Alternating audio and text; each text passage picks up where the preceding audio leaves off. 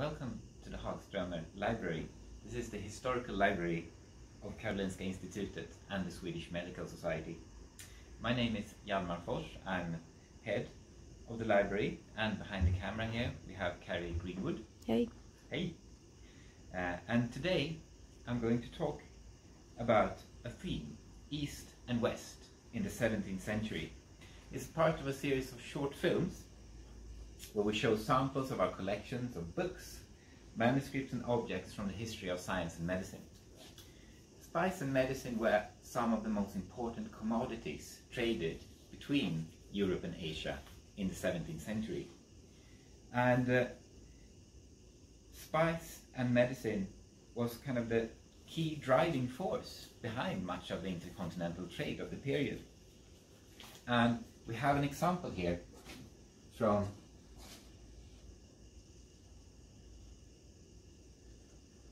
the Karolinska Institutet teaching collection from the old department of pharmacology.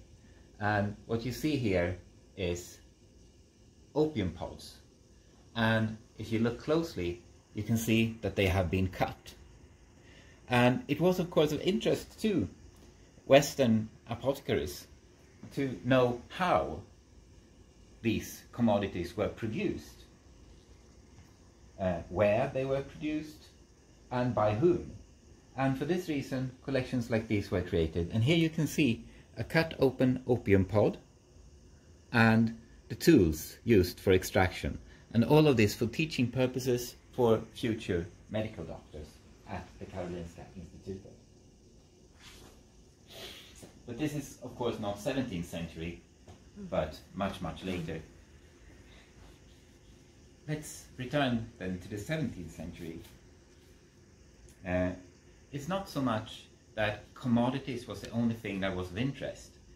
There was also a big interest in each other's medical traditions. And that's actually what I'm going to talk about most here. Here at the Hagströmer Library we have lots of books that document such cultural encounters around medicine. A marvelous example of this is this early scientific journal, the Miscellanea Curiosa from 1670 and onwards. It was published by the Academia Naturae Curiosum, which later was renamed Academia Leopoldina. It's actually one of the absolutely earliest scientific journals, and the first scientific journal published in Germany.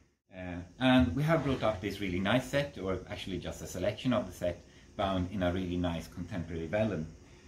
Let's take a look inside at some of the articles and images.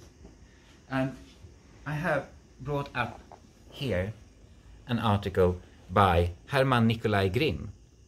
And as you can see here, it's on the benzoe tree, and you can see that it's beautifully illustrated with this tree, and you can also see the fruits, leaves, and everything. So this is kind of materia medica, pharmaceutical tradition in action, and published in a scientific journal of the time. And here we have the camphor tree, drawn in a very, very similar fashion, also in the same book, in the same article.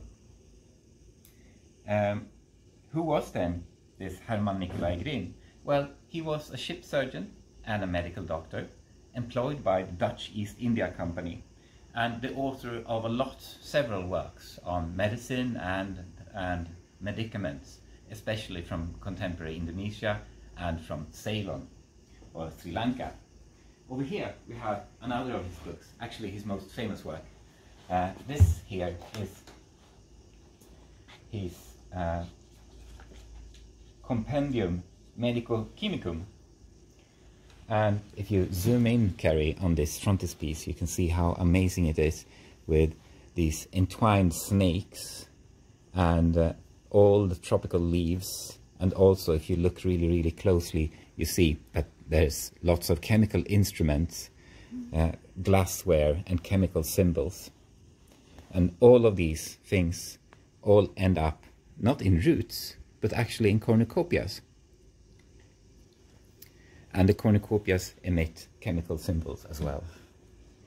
And So Grimm was a Swedish medical doctor who traveled with the Dutch East India Company to the East Indies, returning back with knowledge and also returning back with various books and texts that he wanted to kind of publicize with the European audience, feeding what we can almost call a craze for exotic objects at the time.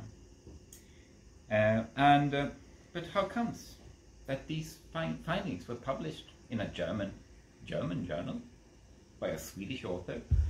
I mean, this was the Dutch East India Company, wasn't it? But actually, the Dutch did not have the people to man their own ships. They did not have the people to populate their own empire with soldiers and sailors and ship surgeons. So who did they call on? Well, other Protestants, of course, who weren't British. And of course, traveling on ships was deadly business in the 17th century. So if you would have Dutch people going all the time, then the Dutch would run out of Dutch people, basically. And here we have another one, another German, Andreas Kleyer. And this actually is one of the more famous books when we talk about exchanges between East and West. This is the Medicina Sinica, and it contains a translation of Chinese medical classics on acupuncture, meridian and pulse diagnosis. It's from 1652, by the way. And it's actually one of the absolutely earliest compendia of texts translating Chinese medical traditions into a European language. And as you can see from the images, it's actually Chinese images transferred to the Western printed medium. Mm-hmm. And this goes through the book all the way. You can see here that you have a Latin text, but you have Chinese images. Mm-hmm. So this is actually mostly translations of texts done by a Jesuit at the Chinese court, and called Michael Boym. Moving further forward a little bit, 1683, you have Wilhelm ten Rine, a Dutch author, and here you have slightly later illustrations of acupuncture points and meridians, and you can see how this man has been kind of transferred from the Chinese style to become somewhat more Europeanized. And let's take a look at another one, because these are really, really interesting images, because they're such hybrids. Mm-hmm. Here you see, in a classic Vesalian pose, like your classical European anatomical illustration, but illustrating the meridian system from the 17th century.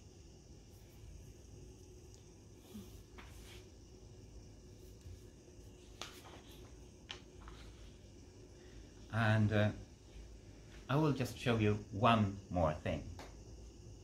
It's actually not from the 17th century, but it's one of our most marvelous examples.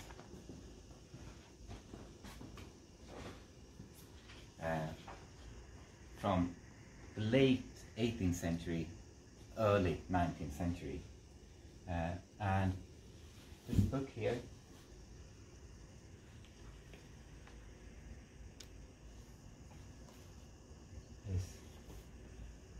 should be restored. We don't bring it up very often.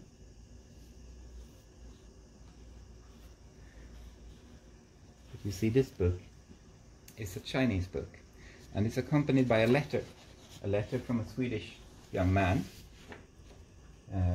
Torgny Westring, who has bought this work for 50 Swedish thalers, and he gives it to the library of the Karolinska Institutet. And the story of this book is that this is Chinese original illustrations in watercolor of materia medica, and apparently it was produced in China and intended as a gift to Napoleon. We cannot be certain about that. And one of the ship where it was traveling was taken over by pirates, and they took the manuscript, and then it went out on the market, and Westring managed to buy it. So this is the story, but you know how it is with people who sell you things while you're traveling. You cannot always trust what they are saying, but this is anyway the story found in here, and it's kind of corrected, or at least there's something to it, because there's a French manuscript here connected to this, which describes Chinese medicine. So let's take a look at a few of these pictures.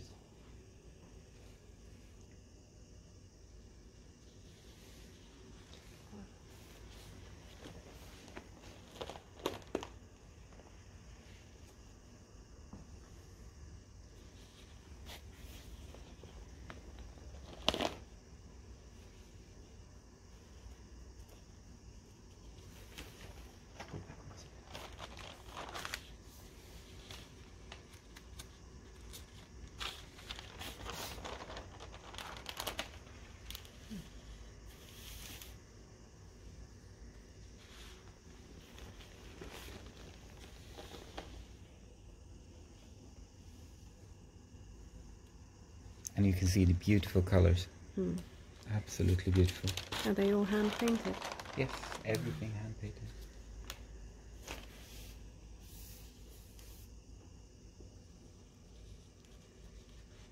Yeah, the colour is stunning.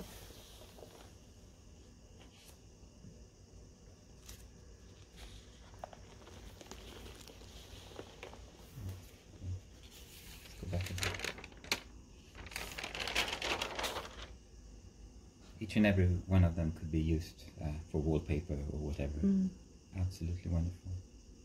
So I could not keep myself from showing this thing to you, although it's actually not 17th century. That's it from Carrie and me. I hope you enjoyed our little guided tour of a very, very tiny fraction of the collections of the Hagströmer Library at the Karolinska Institutet.